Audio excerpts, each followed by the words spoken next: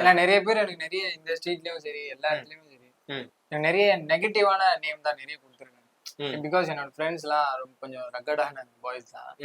அவங்க கூட இருக்கான் அவங்க கூட இருக்கான். ஆனா நம்மளுக்கு தான் தெரியும் அந்த ரக்கடான பாய்ஸ்குள்ள எவ்வளவு ஒரு பாசம் இருக்கு. நம்மள எதுக்கும் விட்டு தர மாட்டாங்க. யாரா இருந்தாலும் நம்மளுக்கு முன்னாடி அவங்க வந்து பேசுவாங்க. இன்ஃபேக்ட் எங்க டேடி என்ன என்ன பேசினாலுமே நான் கேட்கட்டாடா அப்படியே ஒரு பாண்டிங்ல இருந்தோம். அவங்க கூட இருக்கும்போது நெகட்டிவ் நேம் கொடுத்து அப்ப கூட எங்க மம்மி என்ன நம்பல. என் பையன் அப்படி பண்ணிருக்க மாட்டான். அவன் ஒரு நாள் வருவான். அப்போ உங்களுக்கு எல்லாம் தெரியும். உங்களுக்கு எல்லாம் தெரியும்.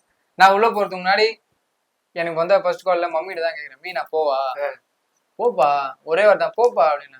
சரி ஓகேங்க இது போதும். உள்ள போய் நான் போகும்போது சொல்லிட்டு தான் போனேன். நான் உள்ள போயிட்டு ஜெயிக்கிறேன்னு தோக்குறேன்னு ரெண்டுத்துல எது இருந்தாலும் அப்படியே நல்லாதான் இருக்கும். நம்ம உள்ள போறதுக்கு முன்னாடி எப்படி இருந்தோமோ அதே மாதிரிதான் வெளியே இருக்க போறோம். அதை வச்சு நம்ம எதுவுமே எக்ஸ்பெக்ட் பண்ணி ரொம்ப பெருசாலாம் யோசிக்காதீங்க. இது ஜஸ்ட் ஒரு ரியாலிட்டி ஷோ தான்.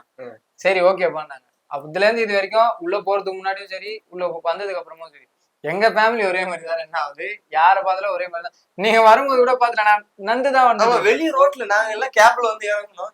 யாரு தொப்பி போட்டு இருக்காரு எங்கேயும் பார்த்த மாதிரி உண்மையிலேதான் வெளியே தொப்பி போட்டு ஃப்ரெண்ட்ஸோட ஜாலியா பேசிட்டு.